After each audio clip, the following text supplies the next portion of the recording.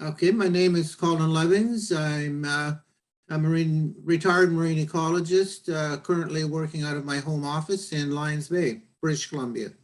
I was born in Victoria, BC, and spent a few years on Vancouver Island before my parents moved to the mainland, and went to high school in North Surrey. And I did my bachelor's and my master's degrees at UBC in the Institute of Fisheries in the 1970 period. And after that, I moved to Dalhousie University, where I completed my PhD in biological oceanography in Halifax. And in 1972, came back to the West Coast and started work at what was then known as the West Vancouver Laboratory of the Department of Fisheries and Oceans, which at that time was the Fisheries Research Board. There's a long chain of events that caused the lab to change its name into other machinations, but that was the beginning of my career as a marine ecologist on the West Coast. As I mentioned, I studied, first of all, the Institute of Fisheries at UBC, and at that time, fisheries in British Columbia were going full bore, and marine ecologists and fisheries biologists were dealing very much with a single species approach. And after I got my master's degree, I went to the biological station, the Pacific Biological Station in Nanaimo, and I worked for a year on this type of approach, working on basically the mathematical population dynamics of Pacific cod. And that was my first trips to sea, other than previous work as a student in Alaska when I was with the Halibut Commission. I'll explain later. But the reason I mention work with the at Biological Station and on cod is that I've quickly learned and comprehended that one had to understand a little bit more about the ocean environment that the fish were living in, rather than just dealing with them as numbers that are fluctuating with the catch statistics and so on. And that's what led me to go on to study biological oceanography at Dalhousie, which really assisted the remainder of my career, and it was very, very useful to doing my science. As I mentioned, when I was at Dalhousie, we studied many elements of marine systems. We had to learn about the physical environment, the temperature, salinity, and currents that the fish were living in, as well as the food they're eating and so on. So it was very useful to move into that field and to apply the knowledge of oceanography to fish population dynamics. Now, just backing up a bit as to how one works at sea as a scientist, reflecting a little bit more on what I'll be mentioning later on in Alaska. But I quickly learned that one has to be very much of a sailor and a scientist. In my early student years, as I'll mention later on, I was at sea in Alaska on a small boat with 7 other individuals. And we had to pitch in and assist in operating the boat, as well as collecting data and making observations at that time I was working with halibut and tagging halibut and releasing them back into the ocean and so on. So later on, as I went back to school, back to university, back to UBC, then back to Dalhousie, back to the West Coast, then I was very well trained in my own mind in working aboard vessels, and it's important to have a good emotional quotient, so to speak, for working on small vessels, whether you're a scientist or a sailor or just being on the vessel. You have to be very aware of your situation on the ship and making sure that everything is safe and seaworthy. Continuing on about how my career actually evolved, when I started working at the West Vancouver lab, or I should have mentioned, it was originally called the Pacific Environment Institute in West Vancouver, and then it changed to the West Vancouver lab. I was thrust into what was the beginning of Canada's basically environmental program.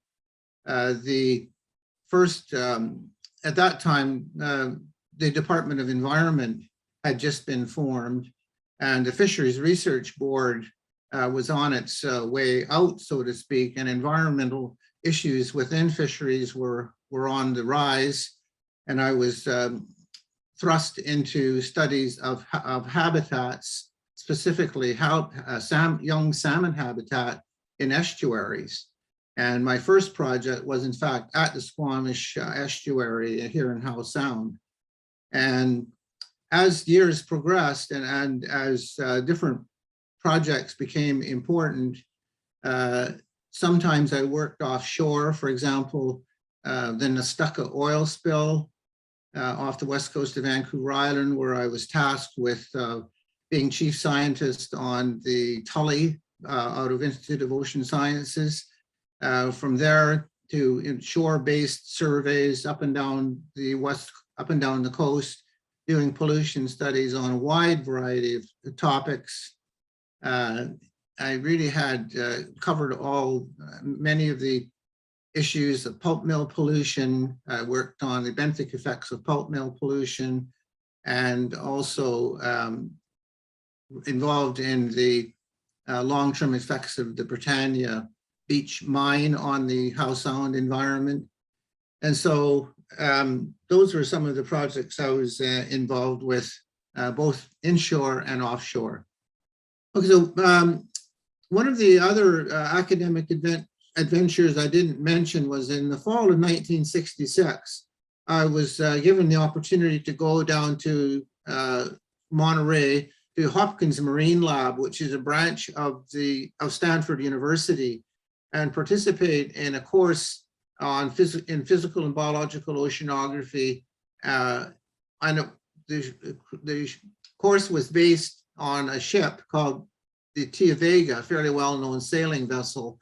And we lived on the ship and were moored in Monterey Harbor, went to Hopkins Marine Lab, and also went offshore on the ship, several hundred kilometers offshore, down to the coast of Mexico. And we were sampling the oxygen in the various deep and shallow layers of the ocean, just to see, to get some baseline data of what was happening with the oxygen levels. Now, some of the very interesting people were the crew of the ship, as you can see in perhaps a picture there. A couple of the cook was at the steering wheel, and one of the deckhands. They were absolutely interesting people to get to know.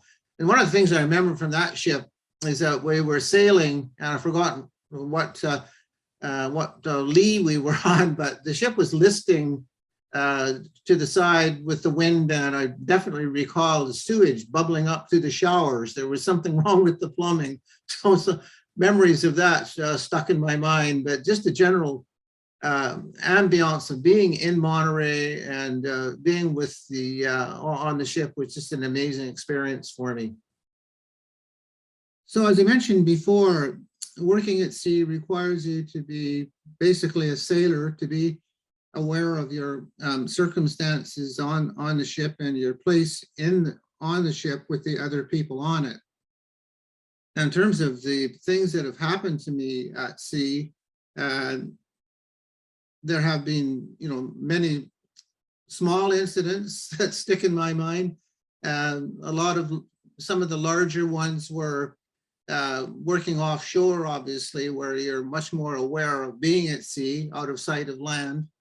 And when in Alaska in the 60s, we were on a project tagging halibut in the Gulf of Alaska all year. It was based on, as I mentioned, a 78-foot boat, which I'll get into later. And we ran into some pretty big storms where one had to work under pretty rigorous conditions at sea. Fortunately, I did not get seasick, so I was able to stick it out.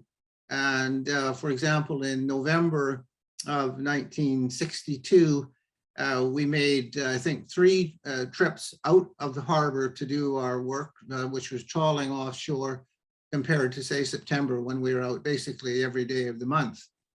And not unexpectedly, we're very grateful that the skipper of the vessel was cautious, because it would not have been safe to be offshore. On one of the other smaller vessels I was on temporarily, the 65-foot vessel called the Astronaut, we got into a real blow out there, a real southeaster, and the captain had decided to shut down the vessel and just drift in the wind for a day or two. And that was pretty traumatic, because the swells were coming over the boat and going down the funnel and so on. So that was some of the memories that stick in my mind. On the inshore side of things, I think some of the real memories I have of the landscapes when you're out in the fjords with the mist in the cloudy days, and calm, cloudy fall days in the fjords are just a beautiful place to study. And of course, one of the other important aspects is the people you're working with. I've worked with some amazing people, the skippers of the vessel, the captains of the vessels, the technicians that have assisted me, the scientists that have helped me participate and write up reports. So it's as usual with jobs, it's the people you work with that really make them. And of course, as being a scientist at sea, you have to be aware of your place on the ship. Or at least that's the way it was when I was on the vessels. Maybe quite different now with the different ways of doing things. But at that time, if you were the chief scientist of the vessel, especially the larger ones, you were had a major responsibility of deciding where the ship is going to go. And that, of course, weighs on your mind. You have to work closely with the officers, with the captain, obviously, because you can't decide to go to a particular location if it's not safe to go there, or if there's some shipboard operation that forbids you from doing that. So that's one of the really important things that I've found, that you had to work with the vessel's crew very carefully to make sure that everything is going along smoothly. Another item that is important, that always sticks in my mind, are the actual organisms that I was working with. I've worked with a wide variety of organisms, from salmon to plankton to small crustaceans, worms, clams, and it's just been a joy in my life to work with them, to understand their what they look like, to study their dynamics, and just to contribute to my knowledge of the organisms and how they fit into the ecology of our coast. Okay, well, looking back at my career, I just would like to reflect on how things have changed over time, and how, as I understand it, I'm still involved with some of the research people and students. It's just amazing how technological advances have enabled us to get observations on organisms in the ocean, and the physical and chemical characteristics with the new chemical and computer dynamics, the whole digital framework, which of course didn't exist when I started. Other aspects involve the integration of indigenous knowledge in some of the studies. The people are working more closely with First Nations to get traditional knowledge and see how it integrates with science, the Western science knowledge. And just in summary, to reflect on the people that I've worked with, the students that I've been able to mentor, it's just been an amazing experience. And as you can see, some of the people in the group that I had when I retired, Dr. Terry Sutherland is the lady there. Very, very interesting to have worked over the years with these people.